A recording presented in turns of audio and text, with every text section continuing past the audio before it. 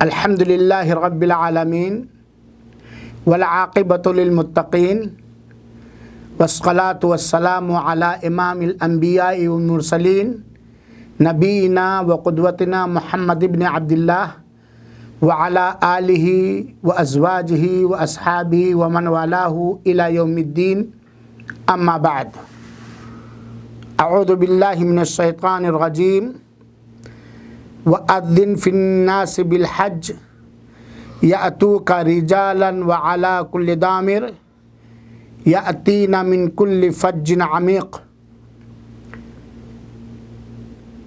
سامعین کرام، خواتین ملت، عزیز بچوں اور بچیوں، آج کے اس ماہانہ پروگرام کا عنوان ہے حج اور عمرہ کی فضیلت۔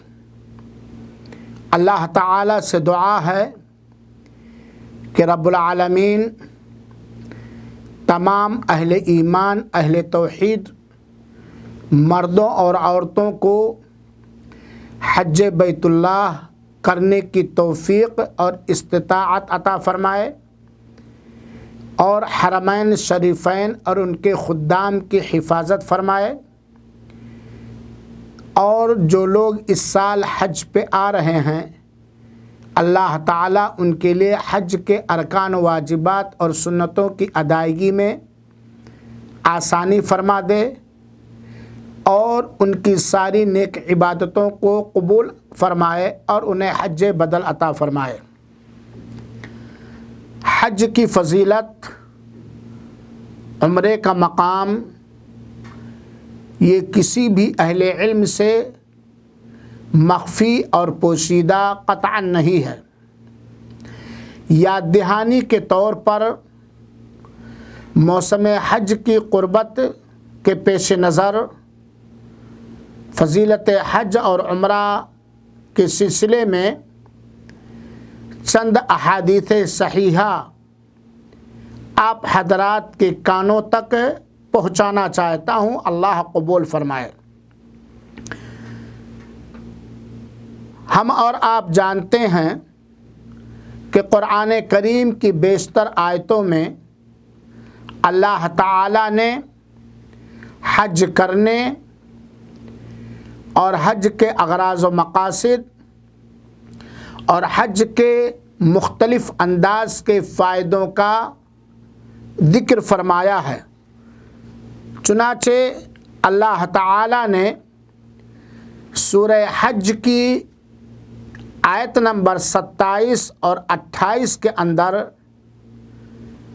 حج کے اعلان کرنے کا حکم دیا ہے، اور اس کے اندر حج کے اندر جو دینی اور اخروی فائدے اور لابھ ہیں ان کی طرف بھی اشارہ فرمایا ہے۔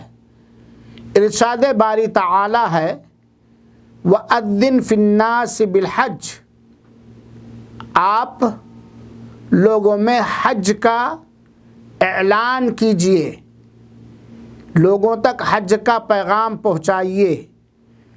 لوگ حج کے لیے آپ کے ساتھ پیدل آئیں گے اور دبلے پتلے اونٹنیوں پر سوار ہو کر آئیں گے، دور دراز اور تمام راہوں سے آپ کے پاس آئیں گے تاکہ وہ اپنے لیے منفعت کی چیزوں میں حاضری دیں، اور اللہ تعالیٰ کی جانب سے مقرر وقت میں جو اللہ تعالیٰ نے انہیں چوپائے عطا کیا ہے ان پر اللہ کا نام لیں۔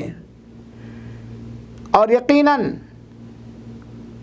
حج کرنے کا جذبہ اور شوق، امنگ، تمنا اللہ تعالیٰ نے ہر قلب مومن مرد اور عورت میں رکھا ہے۔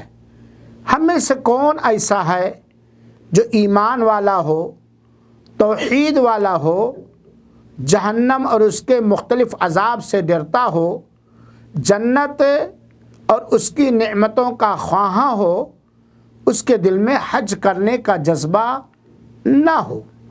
ہر ایک کے دل میں اللہ تعالیٰ نے اس جذبے کو رکھا ہے، جبکہ حج کرنے میں کافی وقت بھی لگتا ہے، کافی مال بھی لگتا ہے، سفر کے مشکلات کو بھی جھیلنا پڑتا ہے، اور مختلف انداز کی کٹھنائیاں اور دشواریاں بھی ہوتی ہیں۔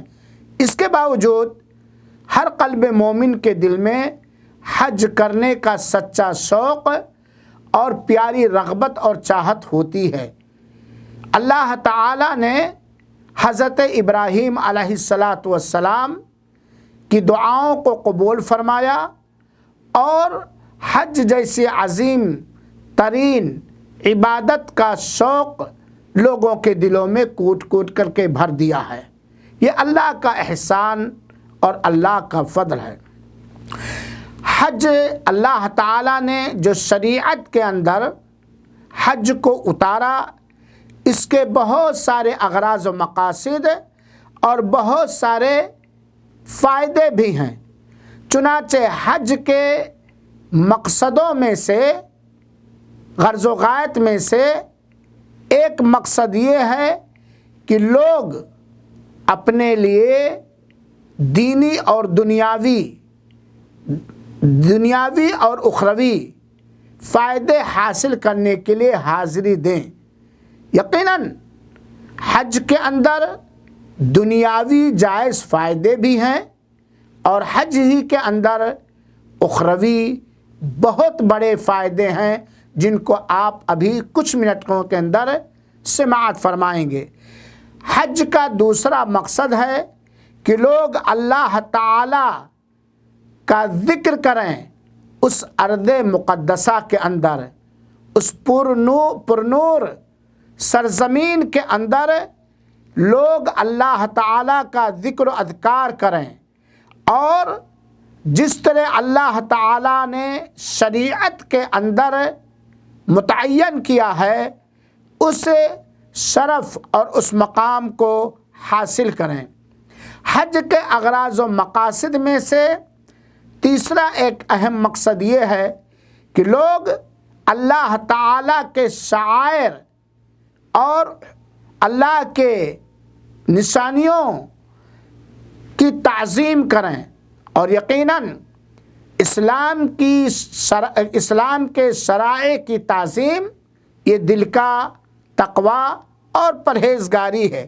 اور اس کے علاوہ حج فرض کرنے، حج کو شریعت میں ایک اہم مقام دینے کے بہت سارے اغراض و مقاصد ہیں۔ چنانچہ جو آدمی حسن نیت کے ساتھ، اخلاص کے ساتھ نبی کریم صلی اللہ علیہ وآلہ وسلم کی سنتوں کا حج کے اندر بطور خاص سنتوں کا علم حاصل کر کے للہ فی اللہ اللہ کے خاطر حج کرنے کے لیے آتا ہے، تو یہ سارے اغراض و مقاصد میں وہ خاطر خواہ کامیابی پاتا ہے۔ میرے بھائیو اور ساتھیو، حج کی اہمیت اور حج کی فضیلت، اس سے آپ اچھی طرح سمجھ سکتے ہیں کہ حج ارکان اسلام میں سے 5واں رکن ہے۔ اسلام کے جو 5 ارکان ہیں، جس کے بنا کوئی بھی انسان مسلمان نہیں ہو سکتا، مومن نہیں ہو سکتا، اس کے 5 ارکان ہیں۔ ارکان اسلام میں سے 5واں رکن حج بیت اللہ ہے۔ اس سے حج کی فضیلت، حج کا رتبہ، حج کا مقام ثابت ہوتا ہے۔ فرمان رسول اکرم صلی اللہ علیہ وسلم ہے، بنی الاسلام علی 5، شہادت اللہ الہ الا اللہ وان محمد رسول اللہ واقام الصلاۃ وایتاء الزکاۃ وصوم رمضان وحج البیت من استطاع الیہ سبیلا او کما قال علیہ الصلاۃ والسلام۔ فرمان رسول اکرم صلی اللہ علیہ وسلم ہے، اسلام کی بنیاد 5 چیزوں پر ہے۔ دونوں شہادت یعنی اس بات کی گواہی دینا کہ اللہ تعالیٰ کے علاوہ کوئی سچا معبود نہیں، اور دوسری شہادت کہ محمد صلی اللہ علیہ وسلم اللہ کے بندے اور اس کے رسول ہیں۔ دوسری بنیاد دن اور رات میں 5 وقت کی نماز کا قائم کرنا۔ تیسری بنیاد زکوٰۃ کی ادائیگی۔ چوتھی بنیاد ماہ رمضان کے روزے رکھنا۔ اور اسلام کی 5ویں بنیاد، 5واں رکن، 5واں آدھار حج بیت اللہ کرنا اس شخص کے لیے جو جسمانی طور پر، مالی طور پر یا جسمانی اور مالی دونوں حیثیت سے حج بیت اللہ کرنے کی سخت استطاعت اور طاقت رکھتا ہے۔ صحیح بخاری شریف کی اس حدیث سے یہ بات معلوم ہوتی ہے کہ حج کی اہمیت یہ ہے، حج کا مقام یہ ہے، حج کی فضیلت یہ ہے کہ اسلام کے ارکان میں سے 5واں رکن ہے۔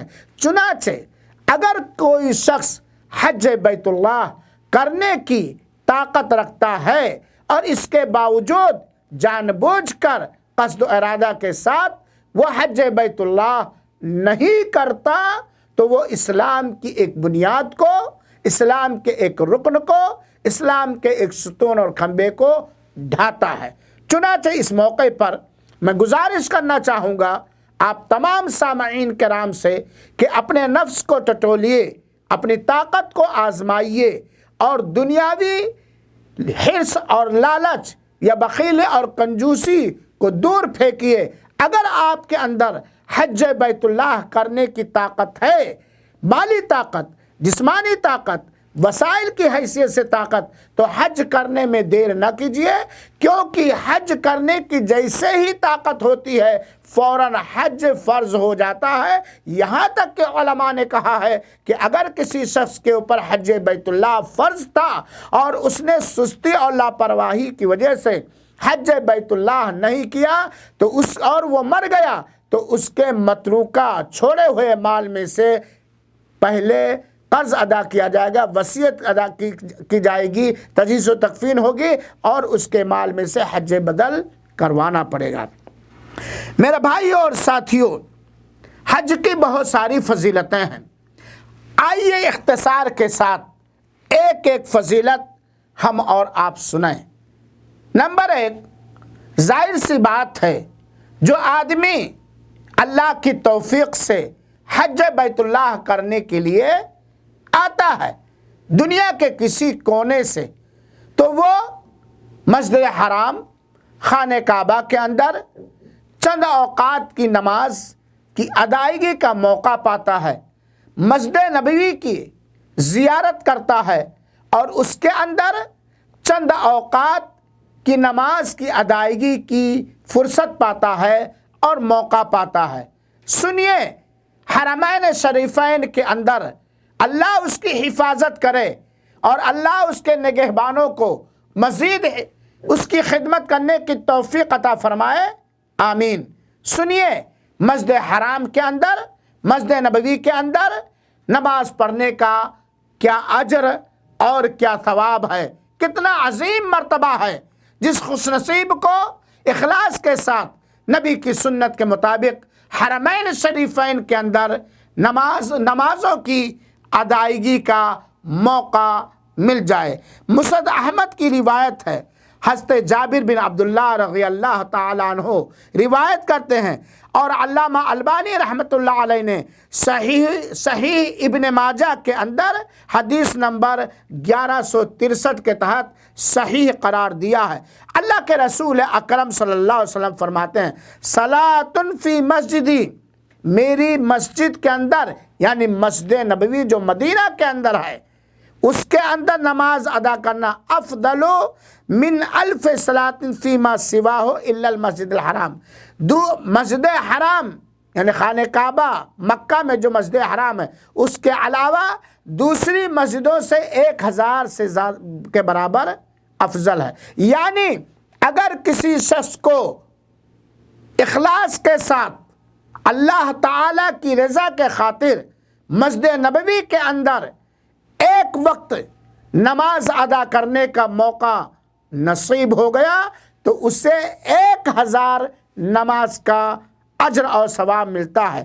اور اللہ کے رسول اکرم صلی اللہ علیہ وسلم کا اسی حدیث کے اندر فرمان مبارک ہے، وَصَلَاةٌ فِي الْمَسْجِدِ الْحَرَامِ أَفْضَلُ مِن 100,000 صَلَاةٍ فِيمَا سَوَاهُ۔ اور مسجد حرام کے اندر، یعنی مکہ کے اندر مسجد حرام جو خانہ کعبہ کے چاروں طرف ہے، مسجد حرام کے اندر ایک نماز کا اجر و ثواب 1,00,000 نماز کے برابر ہے دوسری مسجدوں کی بنسبت۔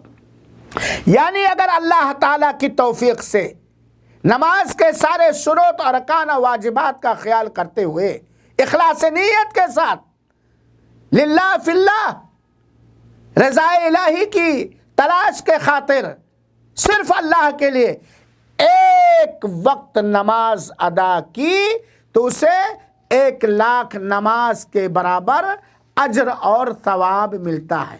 یہ حج کی فضیلتوں میں سے ایک فضیلت ہے، کیونکہ جو بھی مردہ یا بندی حج بیت اللہ کے لیے آتے ہیں انہیں مسجد نبوی کے اندر بھی اور خانہ کعبہ کے اندر یعنی مسجد حرم مکی کے اندر بھی نماز پڑھنے کا اجر اور ثواب ملتا۔ کتنی بڑی فضیلت اور کتنا بڑا رتبہ ہے۔ آئیے حج کی فضیلت کے بارے میں صحیح بخاری اور صحیح مسلم کی دوسری حدیث ہم لوگ سنیں۔ صحیح بخاری کی یہ حدیث ہے، حدیث نمبر 1519 ہے صحیح بخاری کی، اور صحیح مسلم میں بھی ہے۔ حدیث کے بیان کرنے والے سیدنا ابو ہریرہ رضی اللہ تعالی عنہ ہیں۔ کہتے ہیں سئل رسول اللہ صلی اللہ علیہ وسلم ای العمل افضل قال الایمان باللہ ورسولہ قیل ثم ماذا قال الجہاد فی سبیل اللہ قیل ثم ماذا قال حج مبرور متفق علیہ۔ اللہ کے رسول اکرم صلی اللہ علیہ وسلم سے پوچھا گیا کہ اے آقا عملوں میں سب سے افضل عمل محبوب عمل کون سا ہے؟ اللہ کے رسول اکرم صلی اللہ علیہ وسلم نے اس سوال کے جواب میں پہلے آپ نے بتلایا اللہ تعالیٰ پر اور اس کے رسول پر ایمان لانا، کیونکہ ایمان کے بنا بغیر کوئی نیکی قابل قبول نہیں ہے۔ تو سب سے افضل عمل اللہ تعالیٰ پر اور اس کے رسول پر ایمان لانا۔ پھر آپ سے پوچھا گیا، دریافت کیا گیا، کہا اس کے بعد کون سا عمل؟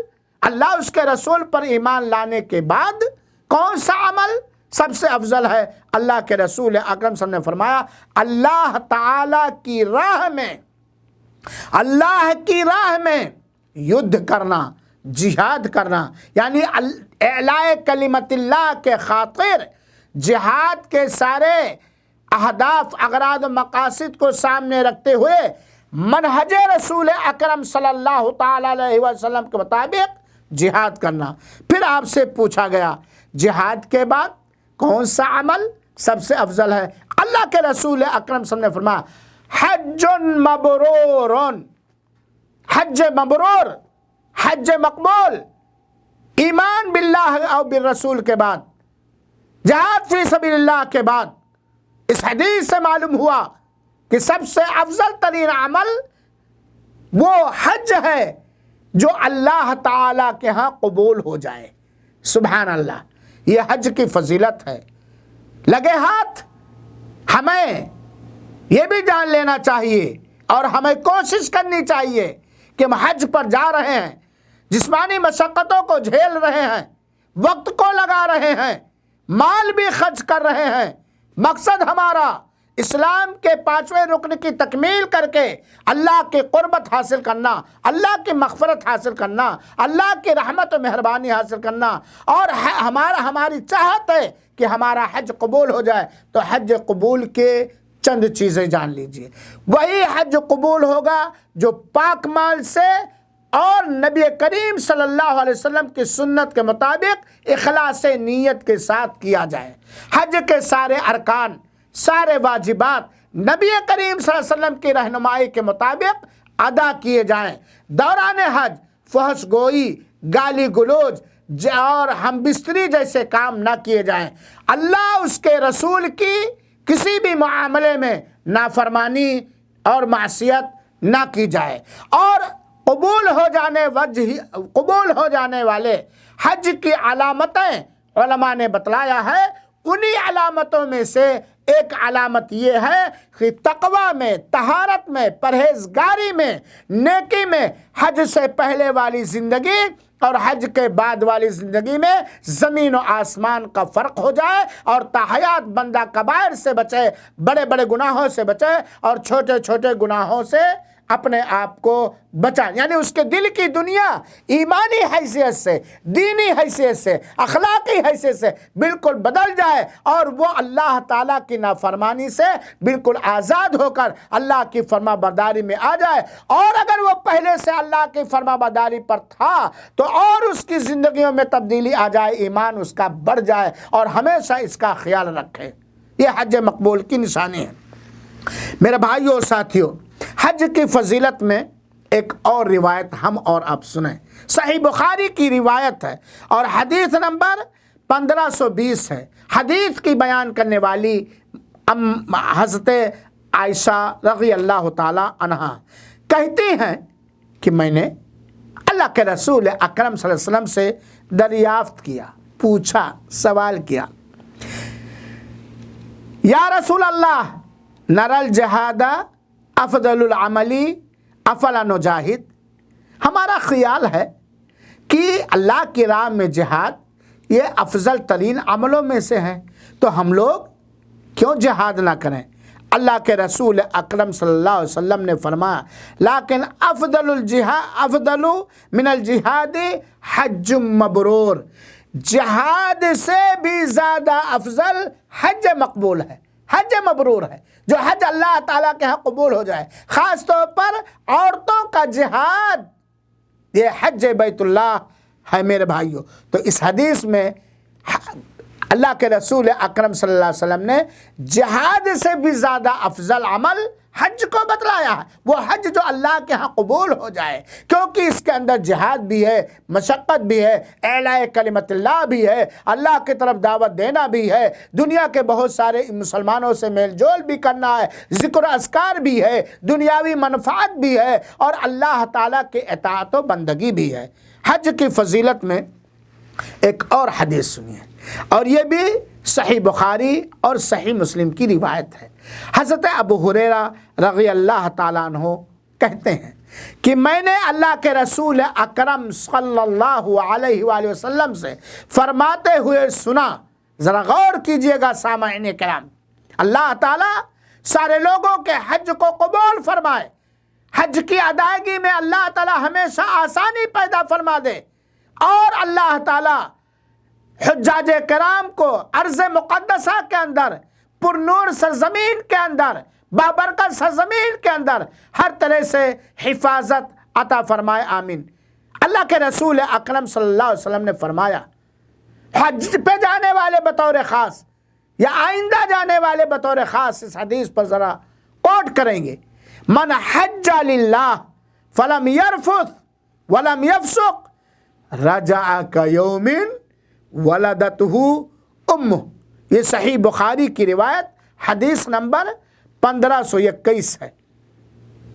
अल्लाह के रसूल फरमाते, जिसने अल्लाह ताला के लिए हज किया, क्या मतलब, यानी हज का मकसद अल्लाह की कुर्बत हासिल करना, सिर्फ अल्लाह को राज़ी करना, सिर्फ अल्लाह को खुश करना, दुनिया के अंदर रियाकारी दिखावा का ना होना, हाजी साहब कहलाने के लिए ना करना, सिर्फ और सिर्फ अल्लाह की खुशनुदी, रज़ाकारी, रज़ा हासिल करने के लिए, इखलास नीयत के लिए करना, दुनिया वालों को दिखाने के लिए नहीं, दुनिया के अंदर हाजी साहब कहलवाने के लिए नहीं, दुनिया के अंदर ऊंचा लक़ब हासिल करने के लिए नहीं, दुनिया के अंदर हाजी साहब बन करके इज्जत व नामवरी हासिल करने के लिए, अल्लाह ताला के लिए करना।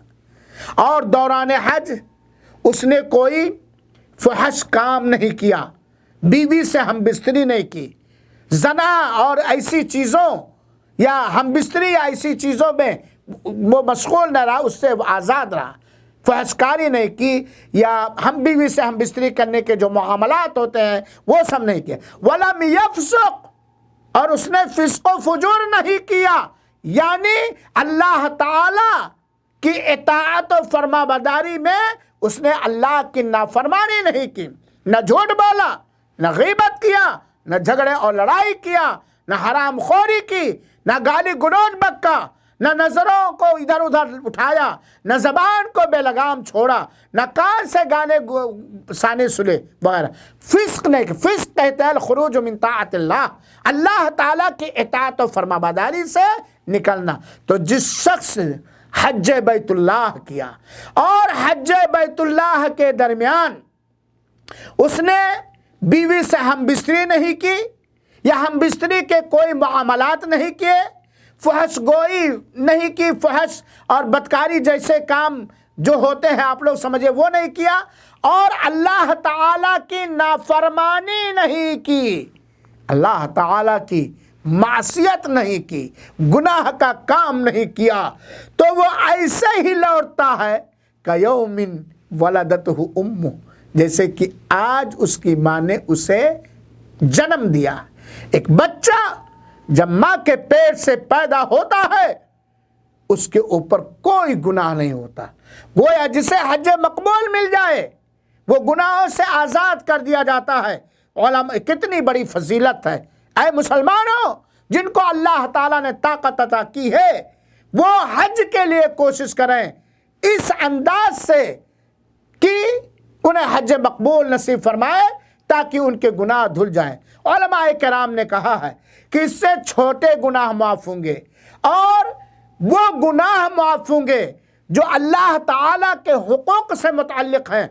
البتہ بندوں کے حقوق سے متعلق گناہوں کے بارے میں اسے آپ کو واپس بندوں کے حقوق کو واپس کرنا پڑے گا، یا ان سے معافی اور تلافی کی بات کی جائے گی، کیونکہ نماز کے اندر، نماز کے اجر و ثواب میں اللہ کے رسول نے ذکر کیا ہے کہ جب تک بڑے بڑے گناہوں سے بچا جائے، اور یہ مطلب نہیں ہے کہ ہم نے حج کر لیا اب آزاد ہو گئے، ہر حرام چیز ہمارے لیے حلال ہو گئی، ہر ناجائز چیز ہمارے لیے ناجائز ہو گئی، اور ہر غلط چیز ہمارے لیے صحیح ہو گئی۔ نہیں میرے بھائیو ساتھیو، تو اللہ تعالیٰ اس کے گناہ کو بالکل بخش دیتا ہے، گویا اس کے اوپر گناہ کا کوئی بھاگ اور حصہ نہیں ہوتا ہے، صغائر ہو یا کبائر۔ ویسے علماء نے کہا صغائر ہی، اور اگر انسان حج کے اندر ارض مقدسہ پاک پرنور سرزمین کے اندر اپنے بڑے بڑے گناہوں سے بھی توبہ کرے گا، ظاہر سی بات ہے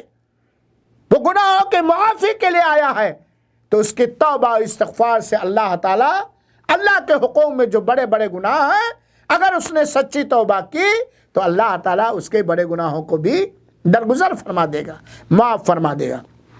میرے بھائیوں اور ساتھیوں، حج کی فضیلت میں ایک اور روایت سنیے، اور یہ روایت بھی حضرت ابو ہریرہ سے مروی ہے، صحیح بخاری وغیرہ کے اندر یہ روایت ہے۔ اللہ کے رسول اکرم صلی اللہ علیہ وسلم نے فرمایا، کیا فرمایا؟ العمرۃ الی العمرہ کفارۃ لما بینہما، ایک عمرہ دوسرے عمرے کے درمیان کیے گئے گناہوں کو مٹانے کا ذریعہ۔ والحج المبرور لیس لہ الجزاء الا الجنہ، حج مقبول کا بدلہ صلہ جنت کے علاوہ کوئی چیز نہیں۔ بنا کر فقیروں کا ہم بھیس غالب، بنا کر فقیروں کا ہم بھیس غالب، تماشا اہل کرم چاہتے ہیں۔ بڑا سعادت مند ہے وہ شخص جو اس سال حج پر آ رہا ہے، جو حج پر آئے گا۔ اپنے حج کا احترام کیجئے، سنت نبوی کے مطابق حج کرنے کا طریقہ سیکھیے، اور حج قاعدے سے کیجئے، ارکان اور واجبات اور سنتوں کی ادائیگی کے ساتھ۔ سنیے میرے بھائیو ساتھیو، اما عائشہ رضی اللہ تعالیٰ عنہ بیان فرماتی ہیں کہ حج کی فضیلت کا اندازہ آپ اس سے کیجئے کہ حج کے ارکان میں سے ایک اہم ترین رکن ہے مقام عرفہ کے اندر ٹھہرنا، اور جو 9 ذی الحجہ کو ہوتا ہے، سارے حجاج کرام عرفہ کے میدان میں 9 ذی الحجہ کو جاتے ہیں۔ عرفہ کے میدان میں اللہ تعالیٰ کا معاملہ حجاج کرام کے ساتھ کیسا ہوتا ہے؟ مائی عائشہ رضی اللہ تعالیٰ عنہ بیان فرماتی ہیں کہ اللہ کے رسول اکرم صلی اللہ علیہ وسلم نے فرمایا ما من یوم اکثر من ان یعتق اللہ فیہ عبدا من نار من یوم عرفہ، عرفہ کے دن سے زیادہ کسی بھی دن اللہ تعالیٰ لوگوں کی گردنوں کو جہنم سے آزاد نہیں کرتا۔ یعنی عرفہ کے دن اللہ تعالیٰ اپنے حجاج کرام کے گردنوں کو جہنم سے آزاد فرماتا ہے، یہاں تک کہ اللہ کے رسول نے فرمایا کہ اللہ تعالیٰ بندوں سے قریب ہوتا ہے جیسا اس کے شایان شان اور لائق ہے، اور وہ فرشتوں سے فخر کے انداز میں کہتا ہے، اور فخر اللہ کو زیبا ہے، وہ کہتا اللہ تعالیٰ ما اراد ہؤلاء، یہ ہمارے بندے جو احرام پہن کر عرض مقدس عرفہ کے میدان میں عرفہ کے دن آئے ہیں، کوئی رو رہا ہے، کوئی گڑ گڑا رہا ہے، کوئی تنہائی میں ہو کے ہاتھ اٹھا کر کے مانگ رہا ہے، یہ ہمارے بندے ہم سے کیا چاہتے ہیں؟ اور بندہ ظاہر سی بات ہے جو چاہتا ہے اللہ تعالیٰ اس کو پوری فرما دیتا ہے۔ یہ صحیح مسلم کی روایت ہے۔ حج کی فضیلت میں سنن ترمذی کی ایک روایت جو روایت حسن اور صحیح ہے، ہم لوگ سنیں۔ حضرت عبداللہ ابن مسعود رضی اللہ تعالیٰ عنہ کہتے ہیں کہ اللہ کے رسول اکرم صلی اللہ علیہ وسلم نے فرمایا تابعوا بین الحج والعمرہ، ایک بعد دیگرے حج اور عمرہ کرو۔ حج کا فائدہ دیکھیے، حج کا فائدہ، تابعوا بین الحج والعمرہ، حج اور عمرہ کے درمیان ایک بعد دیگرے کرو، یعنی بار بار حج اور عمرہ کرو۔ فَإِنَّهُمَا يَنْفِيَانِ الْفَقْرَ وَالذُّنُوبَ كَمَا يَنْفِي الْكِيرُ خُبُثَ الْحَدِيثِ، لمبی حدیث، کیونکہ حج اور عمرہ غربت کو ختم کرتے ہیں، فقر و فاقہ کو ختم کرتے ہیں، گناہوں کو ایسے ہی جلا کر راکھ کر دیتے ہیں جیسے کہ بھٹی لوہے، چاندی، سونے کے زنگ اور مرچے کو جلا کر صاف کر دیتی ہے۔ لیس للحج المبرور ثواب الا الجنہ، حج مقبول کا بدلہ، حج مقبول کا بدلہ جو دربار الہی میں قبول ہو جائے، جنت کے علاوہ کوئی چیز نہیں ہے۔ اسی طریقے سے اللہ کے رسول اکرم صلی اللہ علیہ وسلم نے فرمایا، اور یہ روایت صحیح الجامع کی ہے اور علامہ البانی رحمۃ اللہ علیہ نے اسے صحیح قرار دیا ہے، من طاف بہذا البیت اسبوعا فعصا، جس نے اس خانہ کعبہ کا ایک ہفتہ تک گن گن کر کے طواف کیا تو گویا اس نے ایک غلام آزاد کیا۔ یہ طواف کعبہ کا اجر و ثواب ہے۔ ظاہر سی بات ہے حج بیت اللہ میں آنے والا یا عمرہ کرنے والا خانہ کعبہ کا طواف ضرور کرے گا۔ اللہ کے رسول فرماتے ہیں کہ حج بیت اللہ کا طواف کرنے والا جب بھی وہ قدم اپنے قدم کو اٹھاتا ہے یا رکھتا ہے تو ایک قدم کے بدلے اللہ تعالیٰ اس کی ایک غلطی معاف فرما دیتا ہے اور اس کے لیے ایک نیکی اس کے نامہ اعمال میں درج فرما دیتا ہے۔ کتنا بڑا افضل عمل حج اور خانہ کعبہ کا طواف ہے۔ اللہ کے رسول اکرم صلی اللہ علیہ وسلم نے فرمایا، راوی حدیث حضرت ابو ہریرہ رضی اللہ تعالیٰ عنہ ہے، صحیح الترغیب کے اندر علامہ البانی رحمۃ اللہ علیہ نے 1137 نمبر حدیث کے تحت اسے حسن لغیرہ کہا ہے، حسن لغیرہ کہا۔ اللہ کے رسول اکرم فرماتے ہیں ما احل محل قط الا بشر، جب بھی کوئی حج کا تلبیہ پکارنے والا، جب بھی کوئی حج اور عمرے کا تلبیہ پکارنے والا، لبیک اللہم لبیک لبیک لا شریک لک لبیک ان الحمد والنعمت لک والملک لا شریک لک، یہ حج اور عمرے کا تلبیہ ہے۔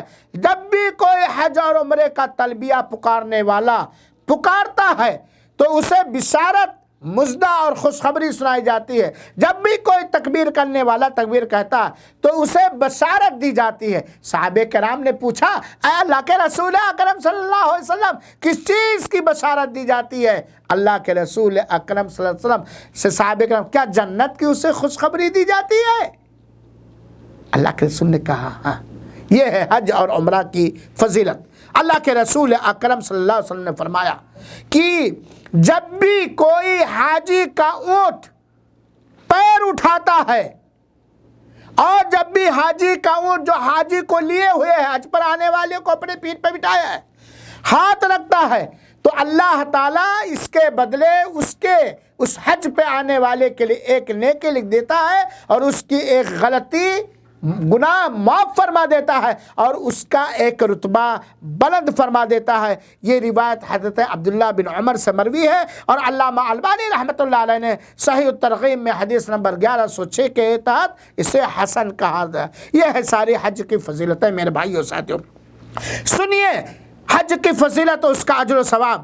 اللہ کے رسول اکرم صلی اللہ علیہ وسلم نے فرمایا حج اور عمرہ پر آنے والے یہ اللہ کے وفد ہیں، دعاہم فاجابوہ، اللہ تعالیٰ نے انہیں حج اور عمرہ کرنے کے لیے بلایا، پکارا، تو ان لوگوں نے اللہ کی پکار پر لبیک کہا، قبول کیا، وسألوہ فأعطاہم، اور حج اور عمرہ پر جب آئے تو انہوں نے اللہ تعالیٰ سے فریادیں کی، حاجت روائی، مشکل کشائی کی، دعائیں کی اور مانگا تو اللہ تعالیٰ انہیں عطا کیا۔ یہ روایت صحیح الجامع کی حدیث نمبر 3173 اور علامہ البانی رحمۃ اللہ علیہ نے اسے حسن کہا ہے۔ اسی طرح اللہ کے رسول اکرم صلی اللہ علیہ وسلم نے فرمایا تمہارا گھر سے خانہ کعبہ کی قصد و ارادے کے ساتھ نکلنا اتنا بڑا اجر ہے کہ ہر قدم پر اللہ تعالیٰ تمہیں نیکیاں دیتا ہے اور اللہ تعالیٰ تمہارے لیے تمہارے گناہوں کو مٹاتا ہے، تمہیں نیکیاں دیتا ہے اور اللہ تعالیٰ تمہارے درجے کو بلند فرما دیتا ہے۔ میرے بھائیو ساتھیو، یہ حج کی فضیلت ہے۔ میرے بھائیو ساتھیو، ایک آدمی حج بیت اللہ پر آتا ہے تو 9 ذی الحجہ کو احرام کی حالت میں حج کی نیت سے حج کے ایک اہم ترین رکن کی ادائیگی کے خاطر میدان عرفہ میں جاتا ہے۔ اس وقت میدان عرفہ کے اندر حج کی فضیلت، حج کا مقام، حج کا ثواب اور حج کے اندر اجر کیا ہے یہ ذرا سنیے۔ جب میدان عرفہ میں حجاج کرام پہنچتے ہیں، عرفہ کا وقت ہوتا ہے تو اللہ تعالیٰ کے لیے جیسا لائق اور زیب دیتا ہے، اللہ تعالیٰ نچلے آسمان پہ آتا ہے اور سادہ و فرحاں ہو کر جیسا اللہ کے سایہ شان ہے وہ اپنے فرشتوں سے فخر اور غرور کے انداز میں کہتا ہؤلاء عبادی جاؤنی شعثا غبرا من کل فج عمیق، یہ ہمارے بندے ہیں، یہ ہمارے بندے ہیں، گرد و غبار دھول سے اٹے ہوئے، ہر چہار جانب سے آئے ہوئے ہیں، یرجون رحمتی، یہ میری رحمت چاہتے ہیں، میری رحمت کی امید کرتے ہیں، وَيَخَافُونَ عَذَابِي، اور میرے عذاب سے ڈرتے ہیں، وَلَمْ يَرُونِي، حالانکہ ان لوگوں نے مجھے دیکھا نہیں ہے، حالانکہ ان لوگوں نے مجھے دیکھا نہیں ہے۔ یہ بغیر دیکھے جب ان کا یہ حال ہے، گرد و غبار میں اٹے ہوئے، تھکے ہوئے، احرام پہن کر کے آئے ہیں مجھ سے مغفرت مانگنے کے لیے، میری رحمت مانگنے کے لیے، مجھ سے ڈرتے ہوئے، یہ اگر ہمیں دیکھ لیتے تو ان کا کیا حال ہوتا۔ تو اللہ کے رسول اکرم صلی اللہ علیہ وسلم نے یہ حدیث فرمائی۔ چنانچہ حدیث کے اندر آتا ہے کہ اگر تمہارے اوپر عالج جیسی زمین کے برابر بالو ہو، وہ ایک ایسی زمین ہے جہاں بہت سارے بالو ہیں، یا دنیا کے دنوں کے برابر گناہ ہو، یا آسمان سے بارش کے قطروں کے برابر گناہ ہو، غسلہ اللہ عنکا، تو اللہ تعالیٰ تمہارے ان گناہوں کو دھل دے گا۔ اور حج کے اندر جمرات کو کنکڑی ماننا، یہ تمہارے لیے اللہ تعالیٰ اسٹاک کر دے گا، ذخیرہ اندوزی کر دے گا۔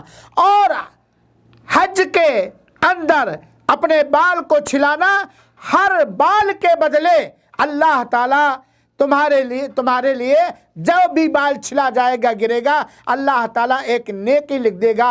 اور جب تم خانہ کعبہ کا طواف کرو گے تو تم اپنے گناہوں سے ایسے ہی نکل جاؤ گے جیسا کہ آج آپ کی ماں نے آپ کو جنم دیا ہے۔ یہ عبداللہ بن عمر سے مروی روایت ہے، اور علامہ البانی رحمۃ اللہ علیہ نے صحیح الجامع کے حدیث نمبر 1360 کے اندر اس روایت کو حسن قرار دیا ہے۔ اور اس کے علاوہ میرے بھائیوں ساتھیوں بہت سارے اب آپ اندازہ لگائیے، جتنی حدیثیں بیان کرنے کا موقع ملا ہے میں نے بیان کیا، اس میں حج کا کتنا مقام اور مرتبہ اور کتنی اونچی شان ہے، کتنی فضیلت ہے۔ حج بیت اللہ، چاہے وہ مسجد حرمین شریفین کے اندر نماز پڑھنا ہو، چاہے عرفہ کے اندر ٹھہرنا ہو، چاہے وہ خانہ کعبہ کا طواف کرنا ہو، چاہے وہ رکن امانی کا چھونا ہو، چاہے وہ حجر اسود کا چومنا ہو، اور چاہے ذکر و اذکار ہو۔ لہذا میرے بھائیوں ساتھیوں، ہمیں اور آپ کو چاہیے کہ ہم حج بیت اللہ کے لیے کوششیں کریں جائز طریقے سے، اور موقع ملے تو ہم حج بیت اللہ کریں۔ حج بیت اللہ کرنے سے خالی اخروی فائدہ نہیں ہے بلکہ دنیاوی فائدہ بھی ہے۔ لوگوں کو واعظ و نصیحت کرنے کا موقع ملتا ہے، مختلف مزاج کے لوگوں سے ملاقات ہوتی ہے، مسلمانوں میں ایک اتحاد و اتفاق پیدا ہوتا ہے، لوگوں کے کلچر اور ثقافت کو سمجھنے کا موقع ملتا ہے۔ انسان اتنے بڑے جم غفیر میں رہ کے کیسے صبر کیسے برداشت کرے، ایک طریقہ آتا ہے۔ نفس کی تربیت ہوتی ہے، آنکھ کی تربیت ہوتی ہے، جسمانی اعضاء و جوارح کی تربیت ہوتی ہے۔ اور اگر اللہ تعالیٰ نے کسی کو موقع عنایت کیا ہے تو وہ یہاں کے قانون کے مطابق، شرعی اصول کے مطابق وہ تجارت بھی کر سکتا ہے۔ اسی طریقے سے وہ حج کی قربانی کرتا ہے، اس کے گوشت کھاتا ہے وغیرہ وغیرہ۔ تو حج کے دینی اور دنیاوی، دینی اور اخروی بہت سارے فائدے ہیں۔ یہ حج کی فضیلت کے سلسلے میں چند صحیح احادیث کو میں نے آپ حضرات کے سامنے پیش کیا۔ اللہ رب العالمین سے دعا ہے کہ قبول فرمائے ہماری اور آپ کی حاضری کو، اور اللہ تعالیٰ جن لوگوں نے حج کر لیا ہے ان کے حج کی حفاظت فرمائے۔ جو اس سال حج بیت اللہ پہ آ رہے ہیں اللہ ان کی حفاظت فرمائے، اپنی پسند کے مطابق حج بیت اللہ کرنے کی توفیق عطا فرمائے۔ اللہ بلاد حرمین شریفین کی حفاظت فرمائے اور اس کی دیکھ ریکھ کرنے والوں کی حفاظت فرمائے، چاہے وہ پولیس کا شعبہ ہو، یا چاہے وہ حکم یہاں کے عمرا ہوں یا وزراء ہوں یا بادشاہ ہوں۔ اللہ ان کو ترقی دے، اللہ ان کی حفاظت فرمائے، اللہ ان کی کمیوں کو دور فرما دے۔ اللہ تعالیٰ حجاج کرام کے لیے حج کرنا آسان فرما دے اور ان کی حفاظت فرما۔ اے اللہ تعالیٰ تو حرمین شریفین کو حاسدوں کے حسد سے، شر پسندوں کے شر سے، خائنوں کی خیانت سے محفوظ فرما۔ اللہ تو کعبہ کا رب ہے، تو ہی اپنے کعبہ، اپنے ارض مقدسہ، اپنے پاک زمین کی مکمل نگرانی اور حفاظت کرنے کی طاقت رکھتا ہے۔ ہم جیسے دوسرے لوگ تیرے کمزور بندے ہیں، خائنوں کی خیانت کے بارے میں ہمیں علم نہیں، شر پسندوں کے شرارتی مزاج کے بارے میں ہمیں علم نہیں، ان کے دسیسہ کاریوں کے بارے میں ہمیں علم نہیں۔ تو علام الغیوب ہے رب العالمین، تو کعبہ کی حفاظت فرما، حرمین شریفین کی حفاظت فرما، اس کے نگراں لوگوں کی حفاظت فرما، اور مملکت سعودی عربیہ اور اس کے باشندوں کی اور دوسرے ممالک کے مسلمانوں کی حفاظت فرما، اور ہر کمی، ہر گناہ کی چیزوں سے مامون اور محفوظ رکھ۔ آمین۔ وصلی اللہ وسلم علی نبینا محمد وعلی آلہ وصحبہ اجمعین، وآخر دعوانا ان الحمد للہ رب العالمین، والسلام علیکم ورحمۃ اللہ وبرکاتہ۔